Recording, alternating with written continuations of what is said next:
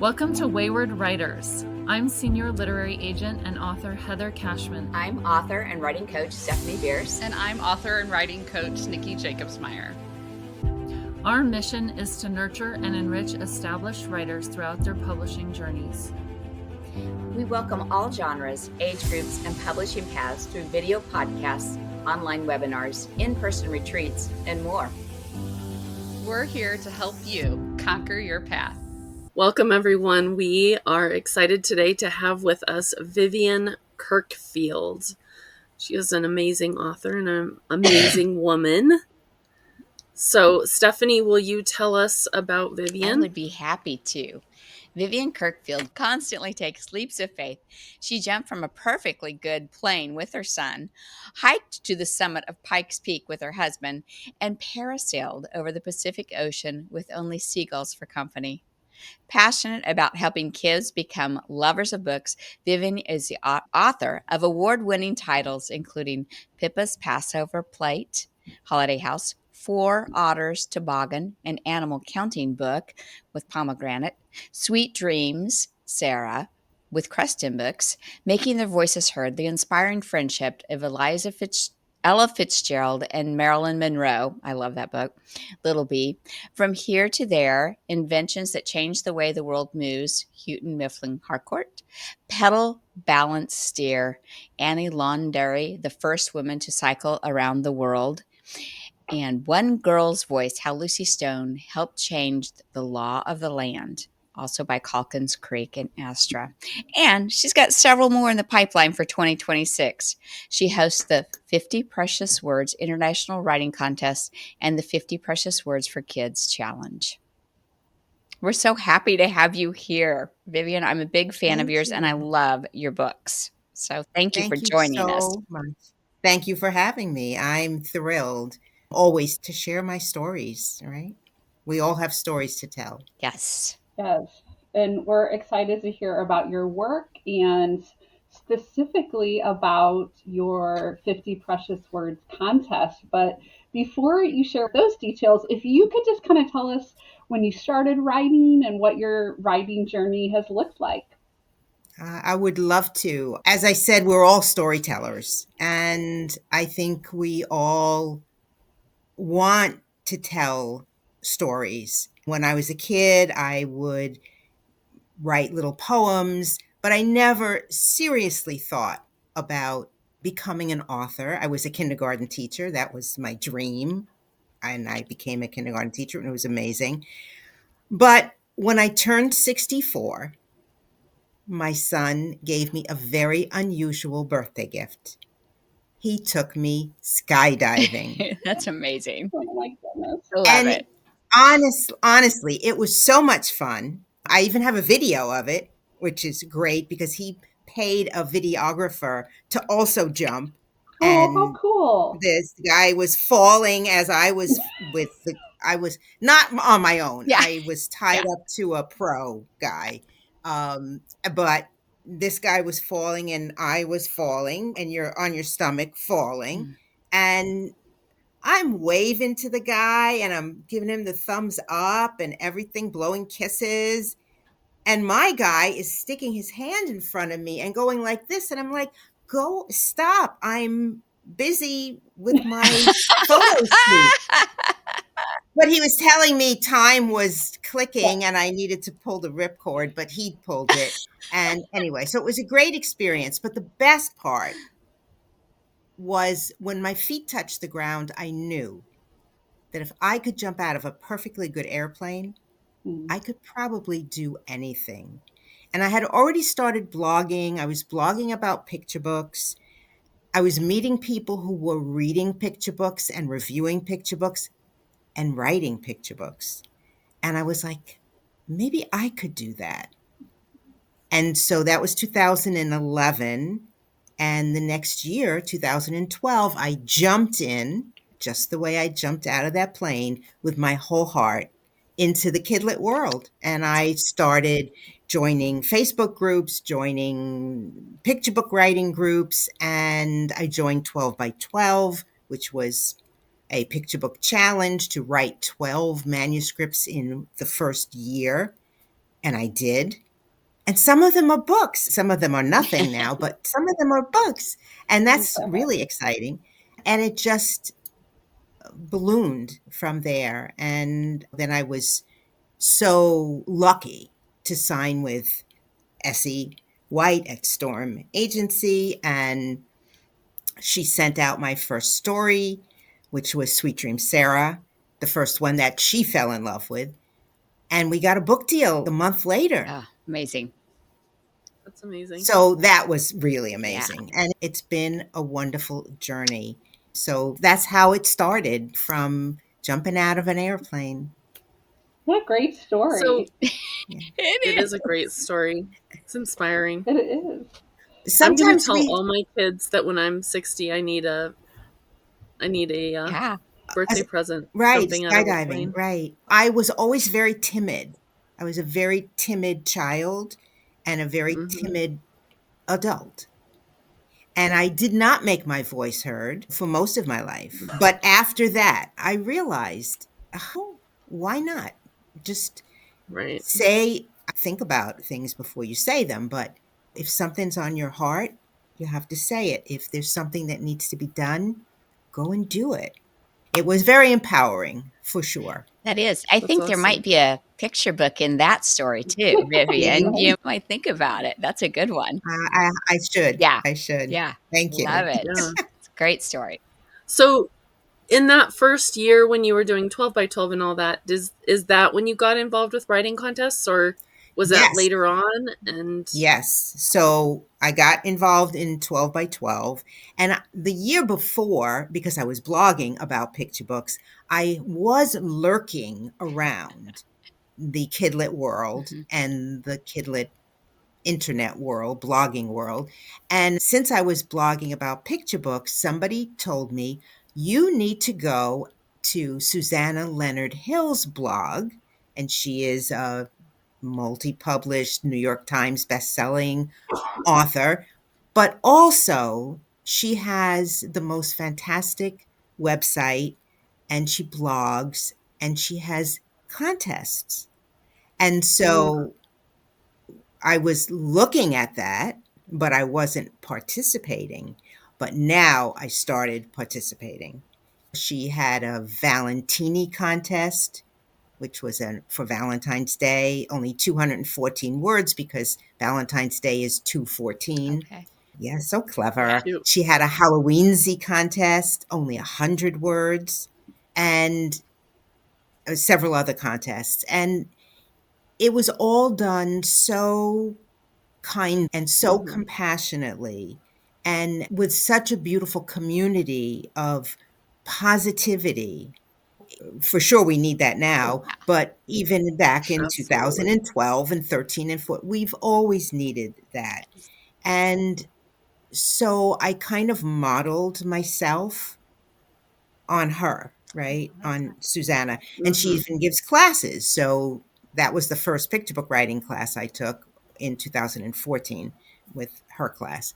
So yeah, so I got involved in contests, and I loved them because they got me writing, they got me revising, they got me submitting. Oh, those three things. That's what we need to do if we want to be writers. Those three things. And they did it in as I said, a positive and loving community. And so I was hooked. Definitely. Yeah. It's wonderful that you were able to find such a fantastic role model to model your career on. That's awesome. There are a lot of people like that. I participated in Tara Lazar's Story Storm, which used to be called Pibo Idmo. Yeah. Do you remember the day when they used to have all those crazy, like, whatever they I could never play them. I was like the pie one, Right, Pibo Idmo. There was Rai Pai Bomo, which was a rhyming one. And then there was a like a research one, a or I don't know. Oh, and that was a great blog. Yeah, they did it for nonfiction, a lot of nonfiction. But yeah, and that's why I do it, because when you find success, in whatever you're doing, you have to now turn around, put your hand back Yes. and pull up, or put your hands out so somebody can step up, Yeah. because that's how it's done. We have to be mentors, right? We all have to be mentors. And I think we all can be mentors, even if we're learning something, but we're probably good at something. And we can mentor people in that, or just mentor them in following their dream. Absolutely. And speaking of mentoring, you now run your own contest. What Yes. advantages do you think writing contests give to authors? Yeah, so those three Hmm. things: you're writing, you're revising, you're submitting. Hmm. Okay, so right away, that's three gold Yeah. stars. And if it's a positive community that you've built, as Susanna did, and as I did, and Tara Hmm. Lazar, and all those people that had those wonderful challenges or contests, you can really encourage people who are afraid to step out from the shadows, who are still lurking, or maybe they've been writing for a decade and they haven't had success, right? Hmm. They don't have an agent, they don't have a book deal, and they're discouraged. And I think our job is to encourage them, right? To empower people to follow their dream. Because you know what? I'm living mine.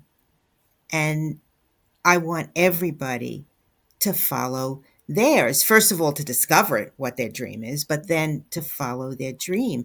And so that's why I made my contest. And it was really a whim. I read an article about Dr. Seuss, and it was probably February, and his birthday is March 2nd. And there was an article about how when he was first starting out, or whenever, his editor, Bennett Cerf, had challenged him to write a children's story in 50 words or less, 50 unique words. So the book could be more than 50 words, but there were 50 unique words.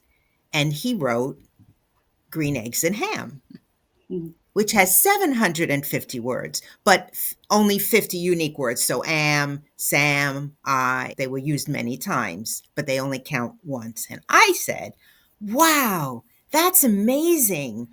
I wonder, could I write a story in only 50 words? But only 50 words. So if I use the word and three times, that counts as three words. Hmm. So I sat down and I wrote a story in 50 words. And I said, that was a lot of fun. Maybe my kidlit friends would like to do that. So I made a blog post and I said, hey, everyone, I'm going to have this contest, and think of a story in 50 words or less. Title doesn't count towards the word count. And you should see some people have long titles because they want to use their words, right? Oh And my I goodness. reached out to a few people that I knew.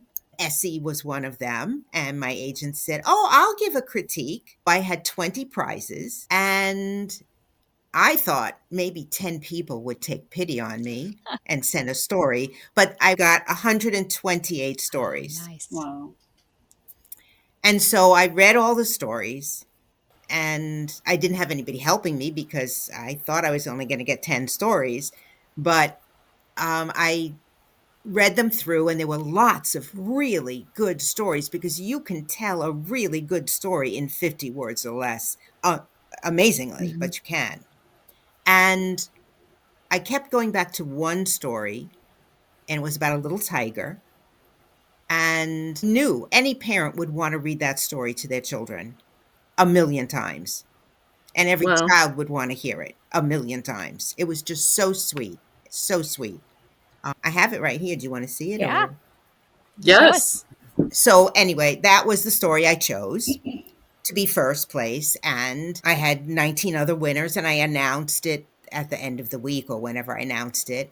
And the first place winner was a lady named Julie Abery. And it turned out she lived in Switzerland. Oh. I didn't know her, but I emailed her and I said, "What prize would you like?" Because that's how my contest. I don't award the prizes.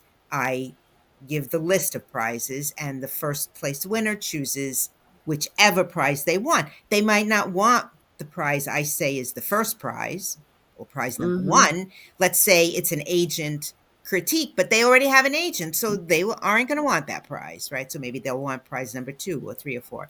So anyway, Julie looked at the list and she said, "Oh, I don't have an agent. I would love a critique with your agent." So she sent Essie that story, and Essie loved it and asked to see more. And Essie signed her That's a great story. and sent out that story.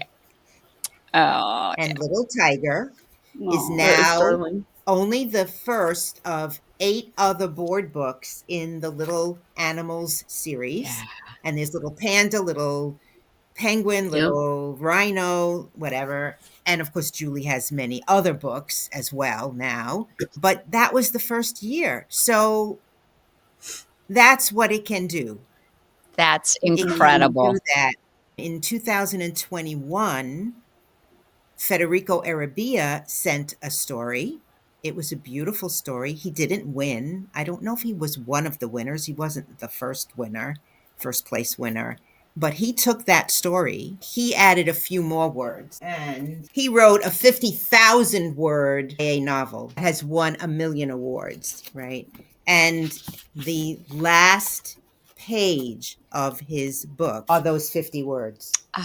Well, that's very cool. That's wonderful. Vivian, I was thinking when you just said, he wrote these 50 words and then he published a YA novel. I know a lot of our listeners don't write for children, they write for adults. And anyone could do this exercise or do this challenge to see, like, how can you make every word precious, if you Count. will, That's the tag. and count. Right? Magic happens when you make every word count. And we get a lot of novel writers That's great. who participate because they say it's an amazing exercise in distilling your story Yes. to really about. People give presentations at webinars and conferences on what is your story really about. I think Candace Fleming does an amazing presentation on that. And also, like with Federico, that was the first time he had ever written about a very difficult story that he submitted was a sweet, and it had no, you wouldn't know that you would get a YA novel out of it. But I think it helps people open up, get in touch, feel empowered, feel that they can do it. When it was COVID, a lot of writers stopped writing because they were so distraught. And then it was the contest. And they were like, yeah, I could do 50 words. So I love that since it's not intimidating. The community in 2021 on that blog post, that one contest blog post, we had 11,000 comments. Wow. Oh my We had like 700 submissions. And then people come and they read the submissions and they write. And not one negative comment. Wow, that's not one. so good. And I love that. I love that. So I feel it's a safe space. It's a space where writers can come and just be creative, right? And then they can win amazing prizes. Absolutely. Last year we had 60 prizes, 60. And this year we have 60. Nice. That's wonderful. Or more.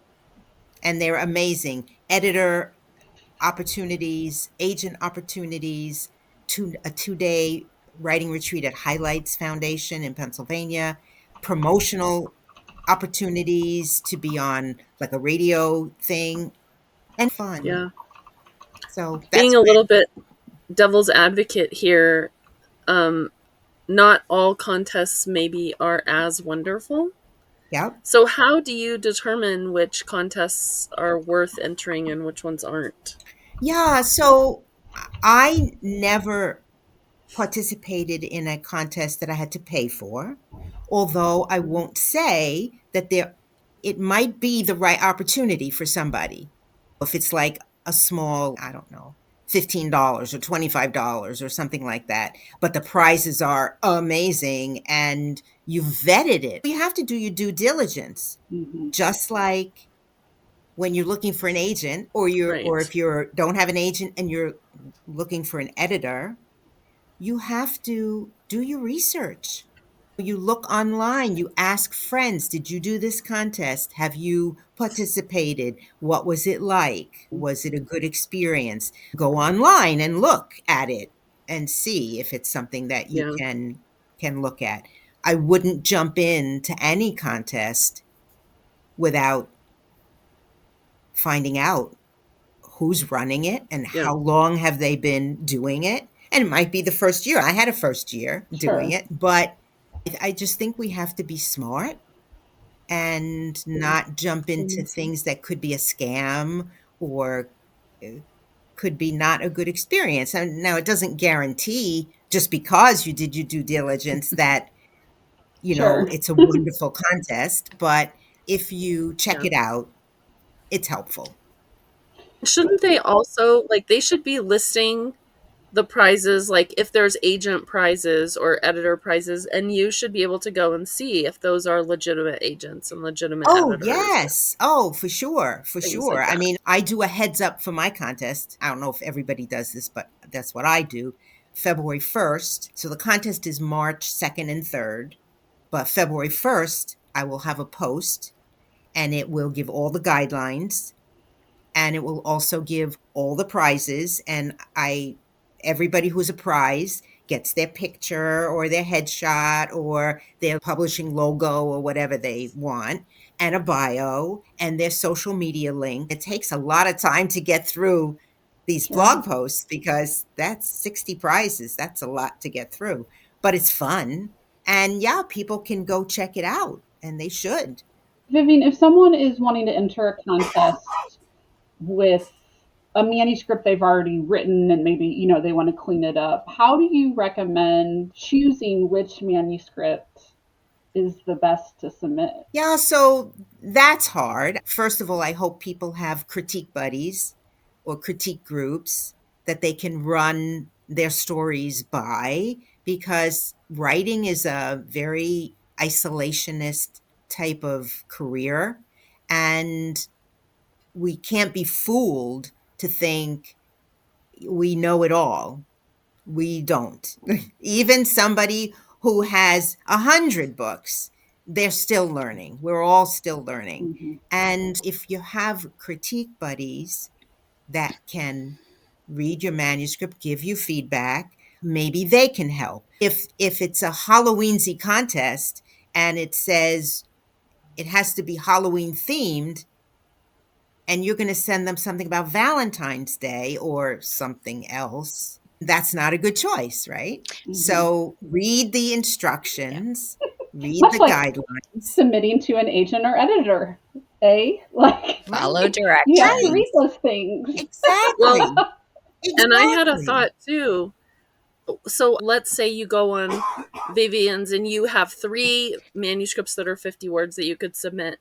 If you look at the agents that are going to be on the list or the editors that are on the list of prizes or whatever, like for me, I would think you would want to submit the one that fit those agent lists too or editor lists, Well, right? that's a good point, except that they don't have to, it isn't the agents and editors who are judging the contest. So, Okay. at least I don't know how other contests are. Some contests like Susanna's, she and her assistant judges get it down to the top 12, or I don't know how many they get it Mm-hmm. down to. And then they open up the finalists to be scored or voted on by the Kidlit community. Mm-hmm. So that's one way of handling a contest, right? And then sometimes maybe editors or agents are part of the judging. Mine is not in the agent and editor's hands at all. It's me and my 7 assistant judges. Mm-hmm.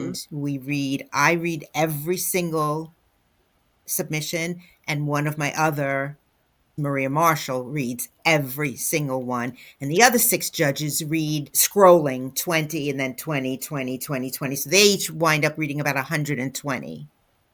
Vivian, you should be an agent by now. Yeah. You know, yes, if my vision were better and I didn't want to continue living my dream and just having absolutely no responsibility except what I choose to take on, that Yeah. would be a very good thing. Or an editor. Mm-hmm. Yes. But no. I love my life too much the way it is, and I'm older and whatever, and it's good how it is for me. Yeah. But thank you. Yeah, so I read. Last year was almost 700. The year before was 750. The year before was 700. And Maria reads all of them, and then the others read 120, and then they tell us their top 3 out of every 20. So now I wind up with 120. We hope, of all. And I send all those 120 stories to all of the other judges. And now they have to read again, but they haven't seen all of those because they only saw their Mm-hmm. sections. So now they get to see the best of all of them.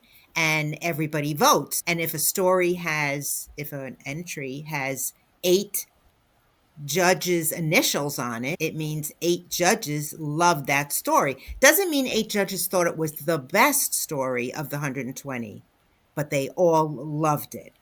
And so I think that's the most fair way. I never wanted it to be just me, except for that Mm-hmm. first year. And my judges are all very diverse. That we have this beautiful rainbow swath of judges who read all these stories. And so I think it's really fair. But then the winners do not have to send that story. They can send any manuscript they want. Oh, that's nice. See? Interesting. So, yeah, I mean, because that would be hard to have to send a 50-word story. Now, Julie Avery did send that 50-word story, and look Mm-hmm. what happened.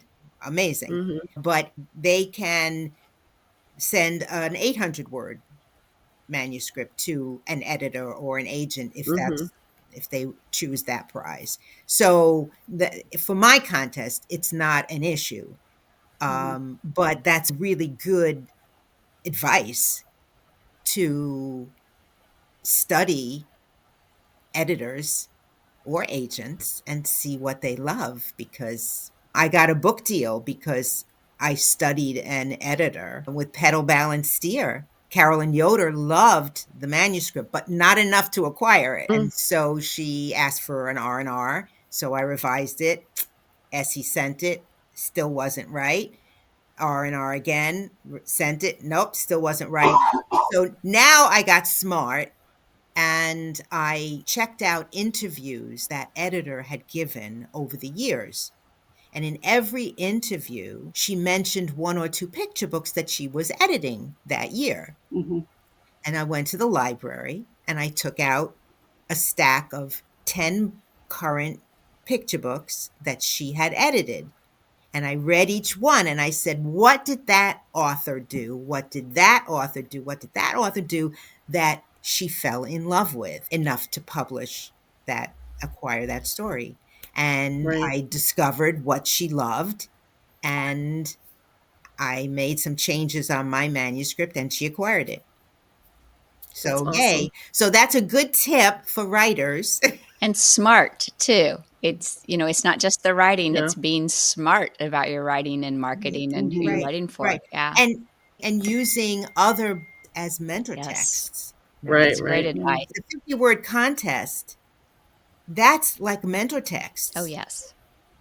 for people. I mean, they should go and look at my Mm-hmm. blog Mhm. posts of all those contest entries and or even just the winner posts, which Right. they don't have to wade through 700 stories, but go through 20, because I usually post the top 20 stories.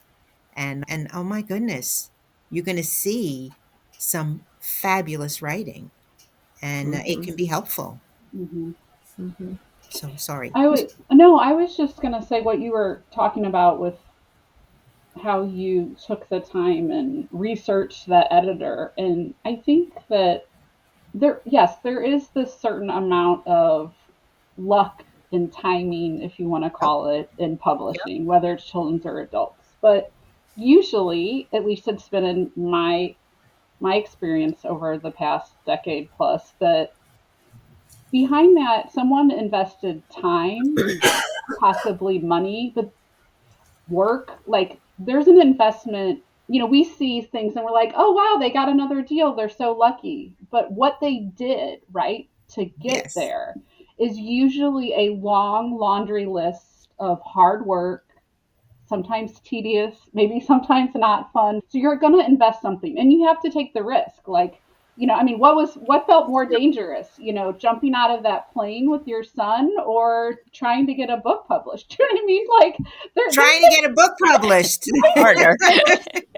right there's is this harder. That's metaphor definitely. going on there, right? So I just I totally agree. I totally agree. And yes, of course, there is luck and timing, but there's also a lot of hard work. You have to be willing to embrace feedback. I know a lot of writers, like they wrote it and they really think it's great, and maybe it's great, but if an editor or your agent or your critique, not if one says it.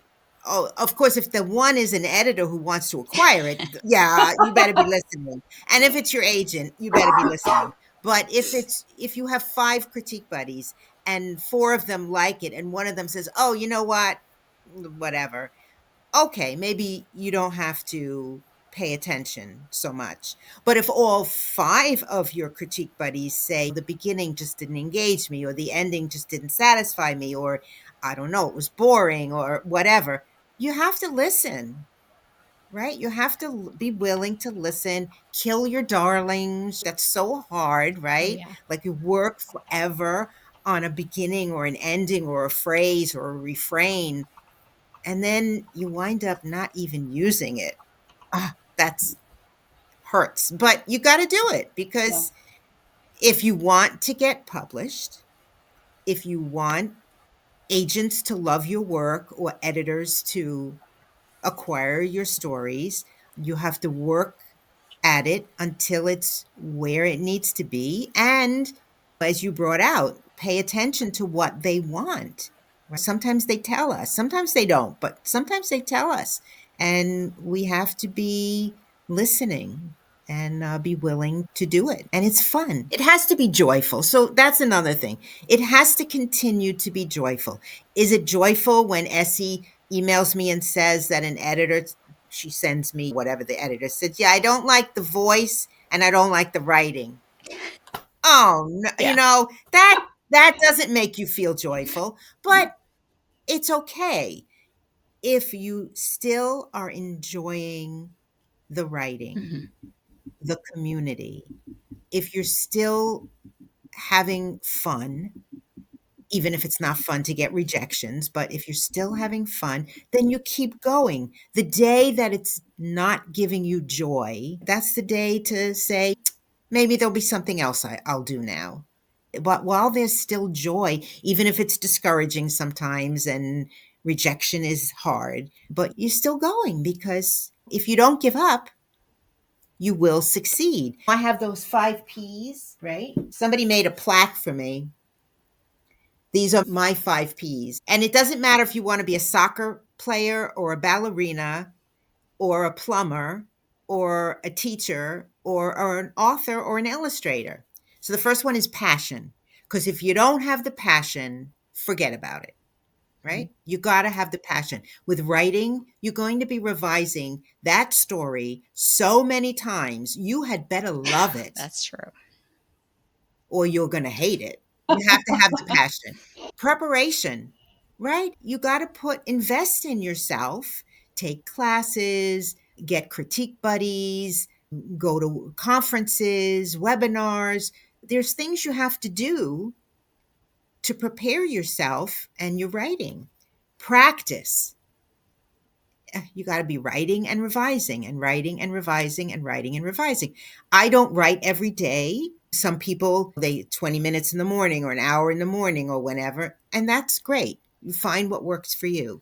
But you've got to do it, right? Writing and revising. Patience, because oh my gosh, it takes forever. You have to have patience with your critique buddies because sometimes they're slow at getting back to you. Editors, even agents, they have lots on their plate. And you have to be patient with yourself. You have to be kind to yourself. Good advice. It's not always a good day for writing. No, it's not. Yeah. Right? And people have other lives. I have 24 hours a day that I can be writing if I want to, but not everybody has that kind of a life. So maybe they have a job that they have to go to other than their writing, or they have children who need them, or a husband, or whatever they have. They have responsibilities and obligations that have to come before the writing. Mm-hmm.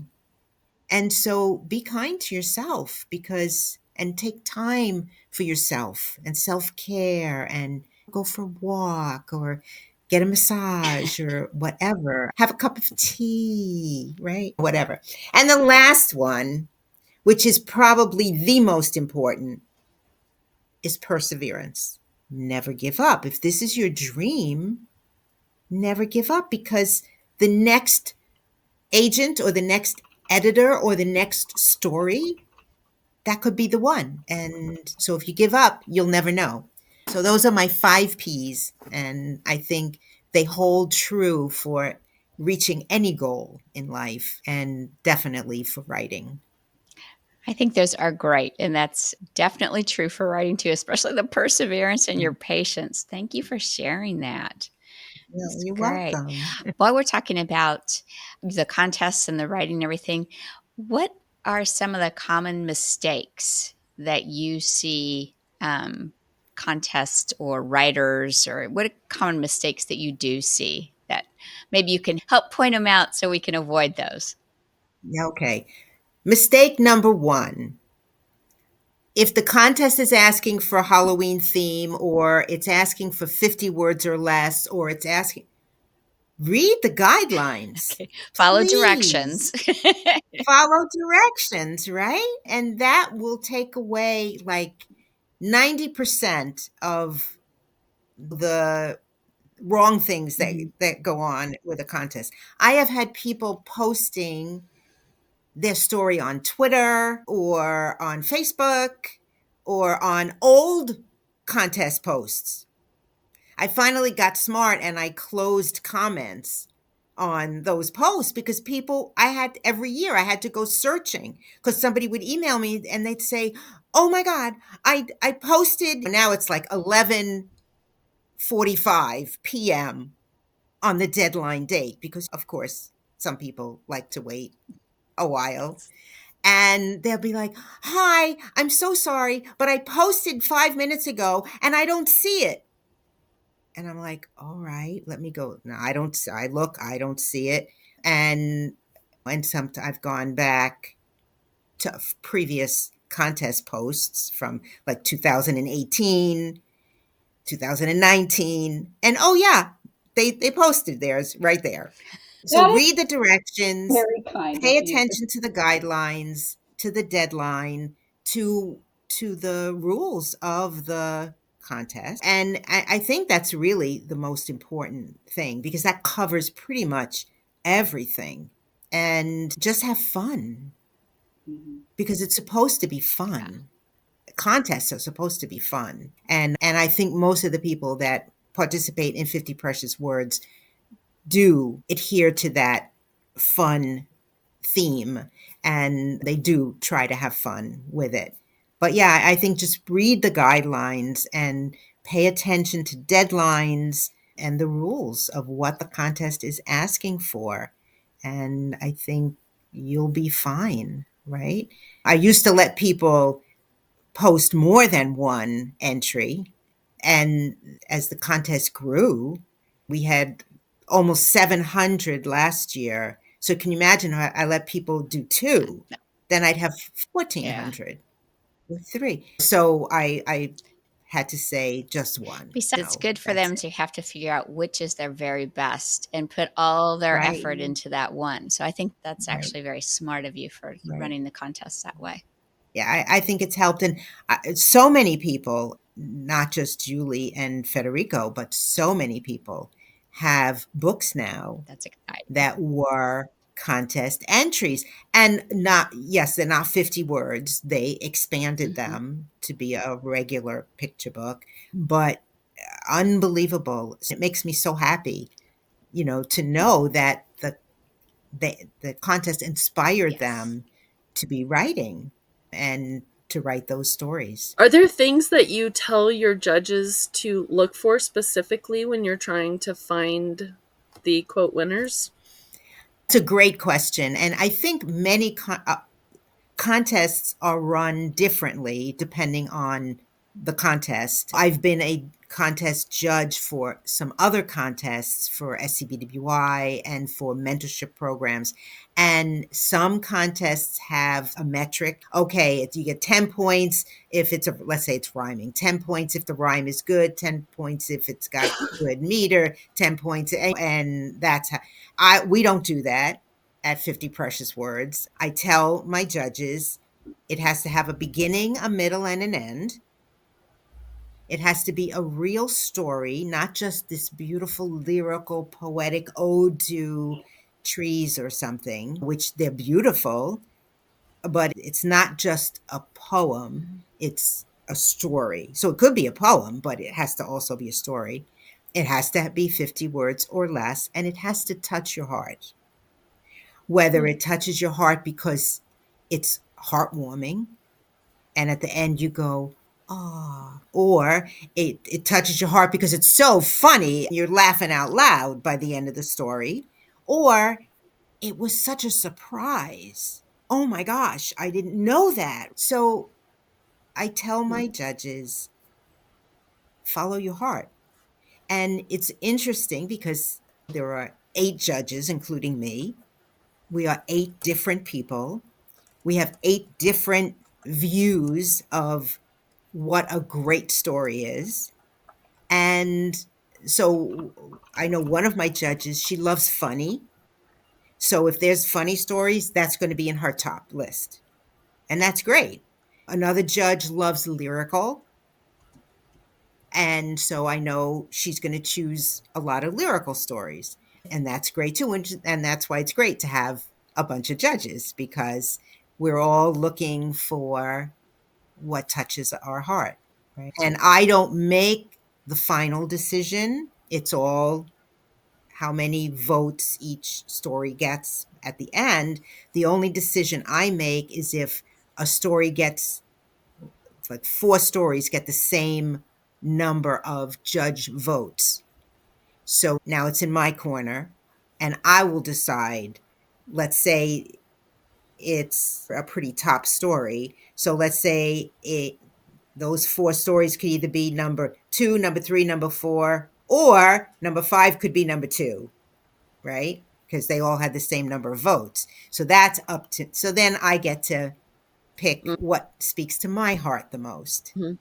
But in the end, I think it's the participation that's the most important thing. The prizes, that's great. We also have honorable mentions, and we have about, I think last year we had 200 honorable mentions in different categories. And those are really important. They're really important for writers who are looking for some validation, who have gotten all rejections from agents and editors and whoever, and they get an honorable mention.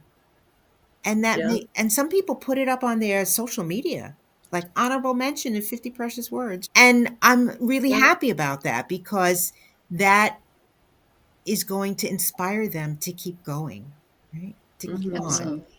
Um, So, what role, Vivian, do you feel like networking or community engagement play in writing contests? I I love the community aspect of it. Not so much when contests are opened up to votes of the kidlit community because it can be a popularity contest in a way. It Mhm. shouldn't be, but it can. It's hard not for a writer who, let's say there's stories in the finals. They're going to tell their friends, right? Sure. There's a Yeah. rule. Susanna Leonard has a rule on her contest, and she wants you to share about the contest, but you can't say, "Oh yeah, go and I'm number 3, Yeah. vote for me." You can't do that.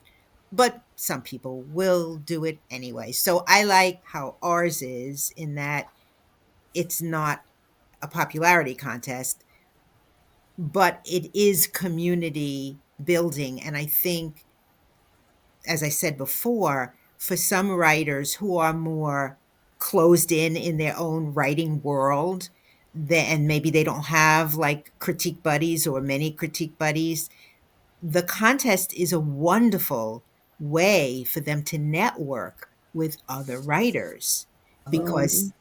they go right on the blog, right? And all those stories are there. And they see people commenting on their stories. And they can reach out and say, "Oh, Mary Jane, thanks so much. I'm so glad you liked it." And they can connect. Yeah. So I love connection. Mhm. That's I'm great. all Yeah. about connection. I think that's what the world is all Mhm. about. That's why we're writing these stories, right? To connect with kids. Absolutely. So I think we as writers need to connect as well. Contests can be wonderful avenues of connecting with other writers. It's wonderful. Absolutely. Well, Another layer of the contest, I 3 years ago I started this literacy Oh, initiative, let's hear about it. Yeah. and Uh-huh. I ask the Mhm. participants to purchase a brand new children's book at my local indie. Oh, yes. So it's a win for the authors and illustrators of the books that get bought. Mhm. And all of those books are donated to local schools in Oh, need. that's wonderful. And so over the last 3 years, we've donated 1,000 Oh, books. oh, congratulations. That's wonderful. So and this year I'm partnering with Cliff, which is, I always forget the first, what the C is for. But anyway, it's a literacy organization that gives grants to schools in New Hampshire and Vermont. So I'm in New Hampshire, Mhm. so New Hampshire and Vermont. And they give grants to schools in need for author visits and for books. That's no, fantastic. that's So wonderful.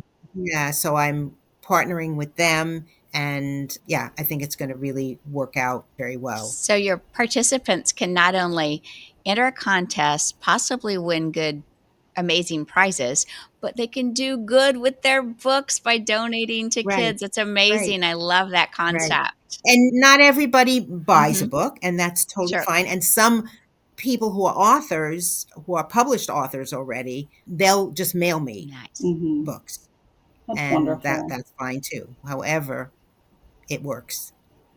Well, Vivian, thank you so much for just connecting with us and sharing your passion and your 50 Precious Words contest. And we're just very grateful for you. Thank you. Thank you so much. I Absolutely. am having the time of my life, It ladies, and shows.